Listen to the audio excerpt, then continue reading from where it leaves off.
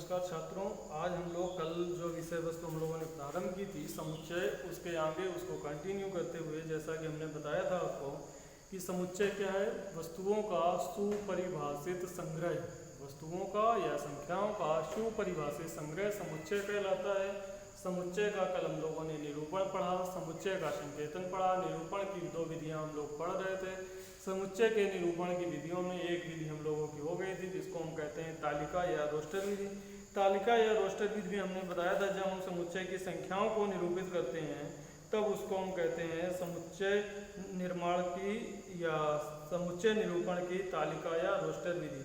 दूसरी जो अन्य विधि आती है समुच्चय की दूसरी विधि का नाम हम लोगों ने लिखा था समुच्चय गुण विधि। तो गुण विधि जो होती है उसमें क्या करते हैं, हम समुच्चय के गुण को निरूपित करते हैं, समुच्चय के गुणों को लिखते हैं। समुच्चय के गुणों के बारे में जैसे हमने कहा कि सम संख्याओं का समुच्चय, तो सम संख्याओं के समुच्चय से तात्पर्य क्या है कि 2, 4, 6, 8 जब हम इस रूप में लिखते हैं तो वो समुच्चय रोस्टर विधि है, तालिका विधि है। लेकिन जब हमने उसका गुण लिख दिया कि सम संख्याओं का समुच्चय, तो वो क्या कहलाती है, गुण विधि। तो हम लोग कल से आगे आज कंटिन्यू करते हैं, सेकंड टॉपिक में लिखते हैं गुण विधि। तो जो आपकी गुण विधि है, गुण विधि में सबसे पहली चीज ये है कि जैसे हमने प्रश्न कहा सम संख्याओं का समुच्चय, सम संख्याओं का समुच्चय। तो सम संख्याओं के समुच्चय को जब हम तालिका विधि से लिखते हैं तो क्या लिखते हैं, 2, 4, 6, 8 इस तरह से लिखते हैं। लेकिन जब हम गुण विधि में लिखेंगे तो उसको लिखने का तरीका होता है a बराबर मझिला कोष्ठक x और 2 बिंदु रखने पे इन बिंदुओं को हम लोग करते हैं सच दैट x और x बराबर क्या है, सम संख्या। ये जो निरूपण है ये कहलाता है गुण विधि, यक्स सच दैट यक्स बराबर सम संख्या। तो इसको हम क्या कहेंगे, गुण विधि कहेंगे। x बराबर a बराबर यक्स सच दैट यक्स बराबर सम संख्या। दूसरा इसको इस तरह से भी लिखा जा सकता है कि a बराबर, अथवा क्या लिख सकते हैं, a बराबर x सच दैट x बराबर 2n। क्योंकि जो सम संख्याएं होती हैं उसके बारे में आप जानते हैं कि सम संख्या ऐसी संख्या होती है जो 2 से विभाज्य होती है। तो 2 से विभाज्य संख्या को हम क्या लिख सकते हैं, 2n। तो 2n का मतलब है 2 से विभाज्य। तो x सच दैट x बराबर 2n, जहां n बराबर पूर्णांक, जहां ये जो n है आपका वो क्या होगा, पूर्णांक। तो दूसरा तरीका ये है, इस तरह से भी हम सम संख्याओं को निरूपित कर सकते हैं। तो मेरे ख्याल से आपको बात समझ में आ गई होगी कि गुण विधि में क्या करना है। गुण विधि से तात्पर्य ये है कि कोई ऐसा समुच्चय जिसमें अवयवों का जो विशेष गुणधर्म होता है, उस विशेष गुणधर्म को जब हम निरूपित करते हैं इस माध्यम से, तो वो क्या कहलाता है, समुच्चय निर्माण की गुण विधि कहलाती है। समुच्चय निर्माण की गुण विधि में क्या लिखेंगे, x सच दैट x, आगे जो भी उसकी प्रॉपर्टी होगी, जो भी उसका गुण होगा, उसको निरूपित किया जाएगा। तो इसकी परिभाषा आप सभी लोग हेडिंग डाल के लिख लें। हेडिंग लिखें गुण विधि और इसके आगे लिखें इस विधि में यदि कोई समुच्चय, इस विधि में यदि कोई समुच्चय ऐसा हो, इस विधि में यदि कोई समुच्चय ऐसा हो कि उसके सभी अवयवों में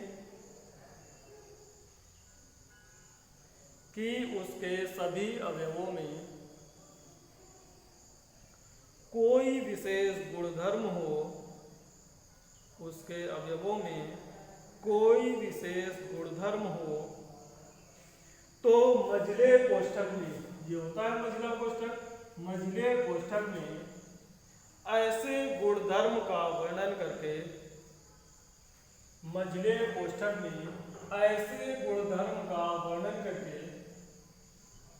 समुच्चय को प्रदर्शित करते हैं। ऐसे गुणधर्म को मझले कोष्ठक में ऐसे गुणधर्म का वर्णन करके समुच्चय को प्रकट करते हैं। और नीचे आप ये एग्जाम्पल लिख लें। एग्जाम्पल क्या है? सम संख्याओं का समुच्चय। सम संख्याओं के समुच्चय को लिख सकते हैं a बराबर x सच दैट x बराबर सम संख्या, या इसको लिख सकते हैं a बराबर x सच दैट x बराबर 2n, जहां n एक पूर्णांक है, या n बराबर पूर्णांक है। तो ये तो थे समुच्चय निर्माण की या समुच्चय निरूपण की विधियां। समुच्चय निरूपण की हम लोगों ने 2 विधियां पढ़ी, एक तालिका या रोस्टर विधि, दूसरी गुण विधि। गुण विधि में हम लोगों ने पढ़ा कि किसी समुच्चय की जो विशेष प्रॉपर्टी होती है, विशेष गुण होता है, उसको जब हम मझले कोष्ठक में निरूपित करते हैं तो वो कहलाती है समुच्चय निर्माण की गुण विधि। अब इसके बाद कुछ महत्वपूर्ण समुच्चय हैं, उनके बारे में चर्चा कर लेते हैं। तो महत्वपूर्ण समुच्चय अगला पॉइंट है, अगला टॉपिक है, अगली हेडिंग है महत्वपूर्ण समुच्चय।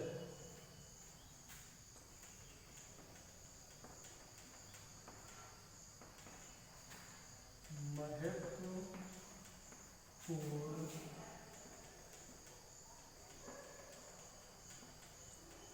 समुच्चय। तो महत्वपूर्ण समुच्चय में सबसे पहला जो समुच्चय है उसको हम कहते हैं प्राकृतिक संख्याओं का समुच्चय, या कहें प्राकृत संख्याओं का समुच्चय। तो प्राकृत संख्याओं का समुच्चय क्या होता है? प्राकृत संख्याओं का समुच्चय। ये जो प्राकृत संख्याओं का समुच्चय है, इसको सामान्य तौर पर अंग्रेजी वर्णमाला के कैपिटल N से निरूपित करते हैं। समुच्चय कैपिटल N से निरूपित या प्रदर्शित किया जाता है।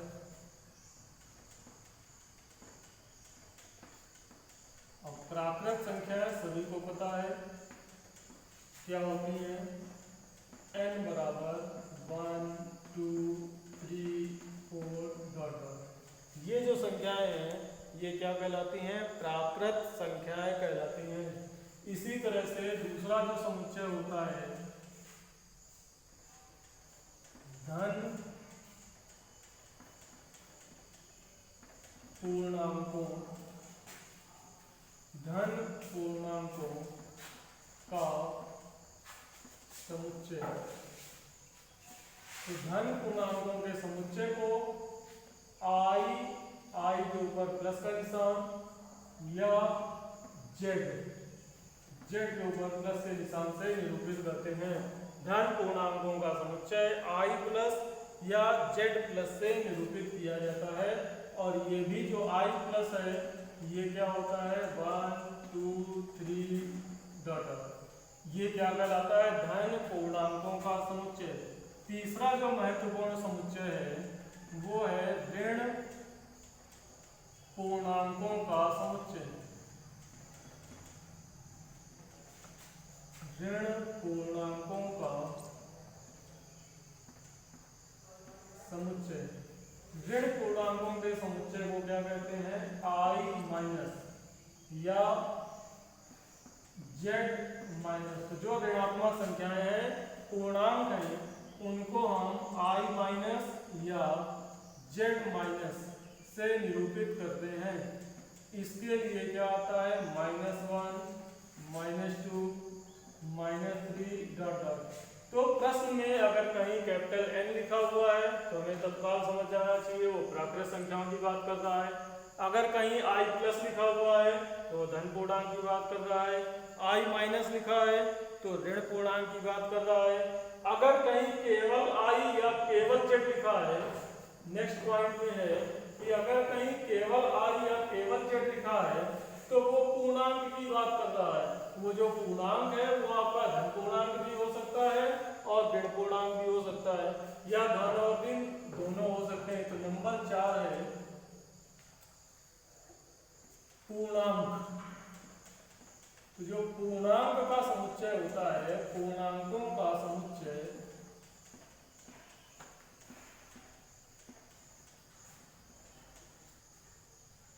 I या Z से निरूपित किया जाता है। जब पूर्णांकों का समुच्चय होगा उसे I या Z से निरूपित करते हैं। तो पूर्णांकों के समुच्चय में धन पूर्णांक और ऋण पूर्णांक दोनों संख्याएं शामिल हो जाएंगी, यानी कि -4, -3, -2, -1, इस तरह से सारी संख्याएं होंगी शामिल।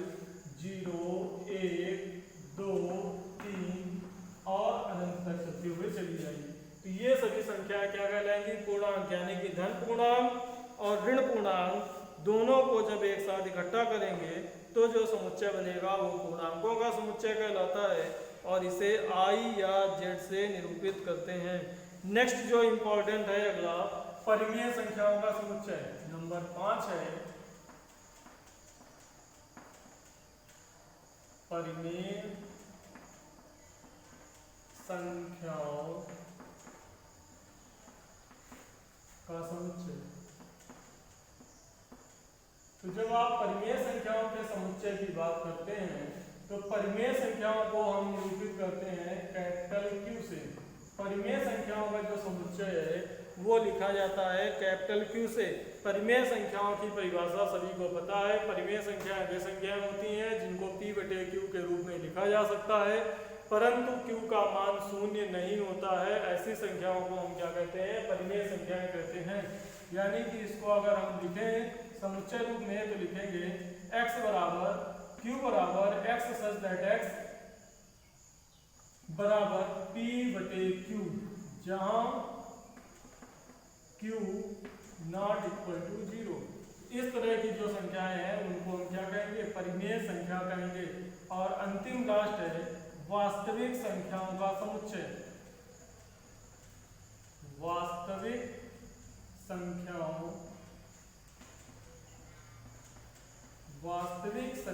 का समुच्चय। तो जो वास्तविक संख्याओं का समुच्चय है उसको निरूपित करते हैं कैपिटल R से। कुछ पुस्तकों में R के साथ में एक लाइन और खींची हुई मिलेगी, वो भी वास्तविक संख्याओं को ही निरूपित करता है। तो ये चिन्ह बना हो या केवल R लिखा हो या ये लाइन डार्क हो, मोटी हो, तो ये सभी निरूपण है वास्तविक संख्याओं के। तो वास्तविक संख्याओं को निरूपित करने के लिए हम कैपिटल R प्रतीक का प्रयोग करते हैं। अब इसके बाद चलते हैं हम लोग एक्सरसाइज में। तो पहली एक्सरसाइज जो हमारी प्रश्नावली 1A, तो एक्सरसाइज फर्स्ट में पहुंचेंगे। सभी लोग NCERT की जो हमारी राष्ट्रीय सरकारी किताब है उसी की व्यवस्था कर लें और उसी किताब के अनुसार आपको एक्सरसाइज पढ़ाई जाएगी।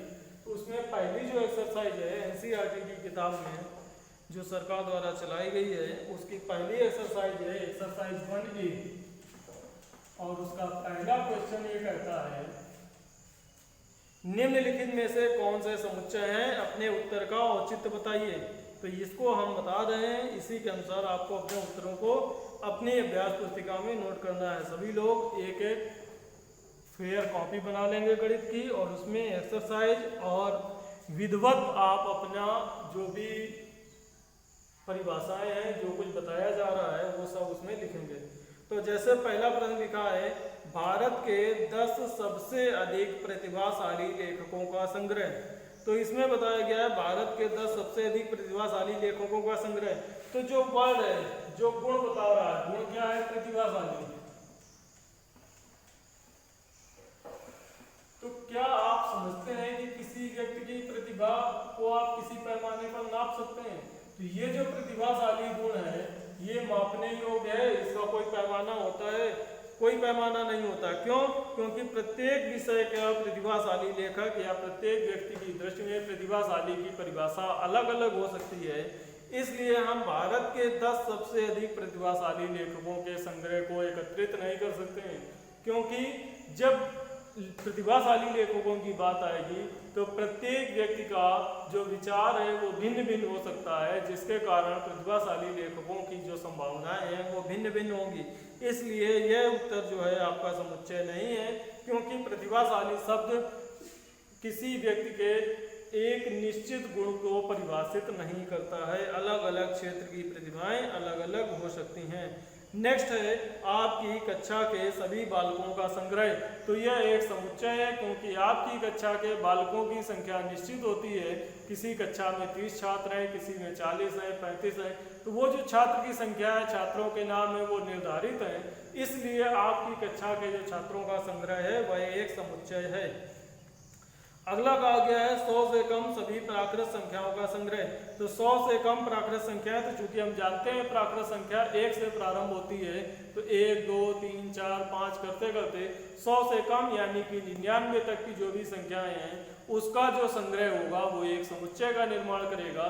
क्योंकि प्रत्येक छात्र के द्वारा इसका उत्तर यही दिया जाएगा कि 1 से लेकर 99 तक की संख्या ही प्रत्येक छात्र के द्वारा आंसर में लिखी जाएगी। इसलिए यह आपके एक समुच्चय का निर्माण करता है।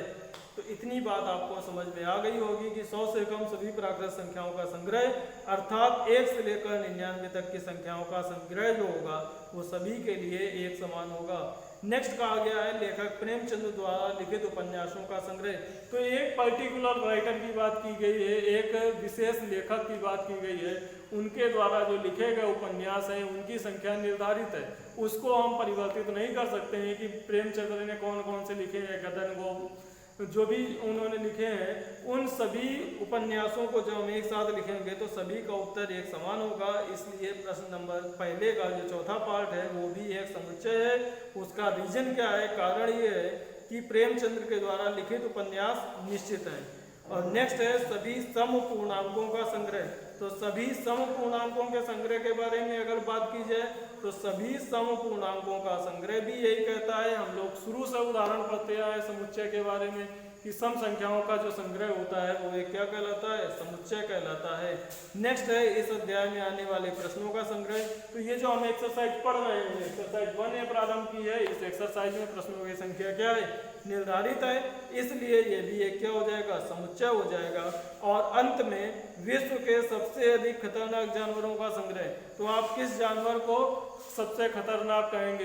तो किसी भी जानवर को हम खतरनाक, हर पर्टिकुलर सिचुएशन में अलग अलग स्थितियों में अलग अलग जानवर खतरनाक होता है, इसलिए हम उसको परिभाषित नहीं कर सकते हैं। कोई सांप को खतरनाक कहेगा, कोई शेर को कहेगा, कोई भेड़ को कहेगा, कोई लोमड़ी को कहेगा, इसलिए उनका संग्रह संभव नहीं है। अतः यह भी एक समुच्चय नहीं है। आज की कक्षा हम लोग यहीं पर समाप्त करते हैं। आगे की बातें हम लोग अगली कक्षा में करेंगे। धन्यवाद।